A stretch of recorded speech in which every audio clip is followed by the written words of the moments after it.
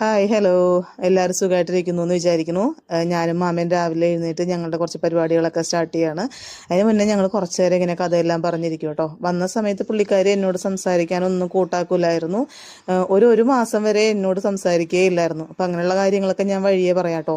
ഇപ്പം പക്ഷേ എല്ലാം എന്നെ കൊണ്ട് ചെയ്യിക്കും. ഞാൻ ടച്ച് ചെയ്യുന്നതിനോ അങ്ങനെ ഒന്നും ഒരു പ്രശ്നമില്ല. ആദ്യമൊന്നും ഇങ്ങനെയല്ലായിരുന്നു സ്വഭാവം.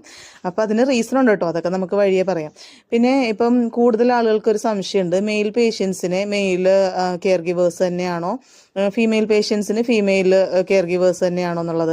അപ്പം ഇവിടെ അങ്ങനെയൊന്നുമില്ല കേട്ടോ. കൂടുതലും ഹോം കെയറിൽ 2 വർഷമൊക്കെ നമ്മൾ നിൽക്കുന്നുണ്ട്. ആ വീടുകളിൽ മിക്കവാറും കൂടുതൽ നേരം സ്ത്രീകൾ ഒക്കെ അല്ലേ ഉണ്ടാവുക. അപ്പം അതുകൊണ്ട് അവരെപ്പോഴും ഫീമെയിൽ കെയർ ഗിവേഴ്സിനെ ആട്ടോ പ്രിഫർ ചെയ്യണേ. ഞാൻ ആദ്യം പറഞ്ഞില്ലായിരുന്നു, ഞാൻ ഷാർജയിൽ ജോലി ചെയ്യുന്ന സമയത്ത് ഞാൻ ആദ്യം കെയർ ചെയ്യാൻ വന്നത് ബാബാനായിരുന്നു. ബാബ ബെഡ് റിഡൺ ആയിരുന്നു. അപ്പോൾ ബാബയുടെ ബാത്ത്, ഡ്രസ്സിങ്ങും ഡയപ്പർ ചേഞ്ചും എല്ലാം ഞാൻ തന്നെയാട്ടോ ചെയ്തിരുന്നത്. പൊതുവേ നേഴ്സുമാരും ഒക്കെ അങ്ങനെ തന്നെ, എല്ലാവർക്കും മെയിൽ പേഷ്യൻറ്റ് ഫീമെയിൽ പേഷ്യൻ്റ് എന്നൊന്നും ഇല്ലല്ലോ. അപ്പം നമ്മളും അങ്ങനെ തന്നെയാണ്.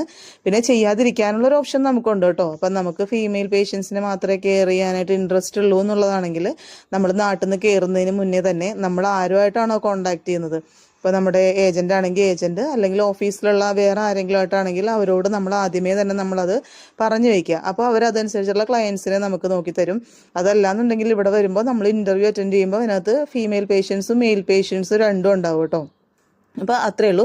പിന്നെ ഞാൻ പറഞ്ഞിട്ടുണ്ടായിരുന്നില്ലേ, നമ്മളിവിടെ വന്നു കഴിയുമ്പോൾ സ്പോൺസറായിട്ടൊരു ഇൻ്റർവ്യൂ ഉണ്ടാവും എന്നുള്ളത്. അപ്പോൾ ആ ഇൻ്റർവ്യൂവിന് ഉണ്ടാകാൻ ചാൻസ് ഉള്ള കുറച്ച് ക്വസ്റ്റ്യൻസൊക്കെ പറഞ്ഞിട്ട് ഞാനൊരു ലോങ് വീഡിയോ ചെയ്തിട്ടുണ്ടായിരുന്നു കേട്ടോ.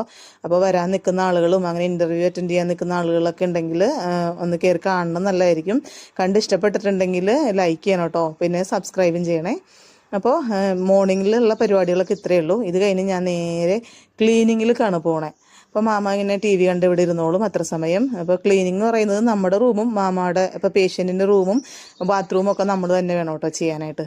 അപ്പം ഞാൻ ബാത്റൂം കഴുകാൻ പോട്ടെ. വീഡിയോ കാണാത്ത ആളുകളൊക്കെ കാണണം.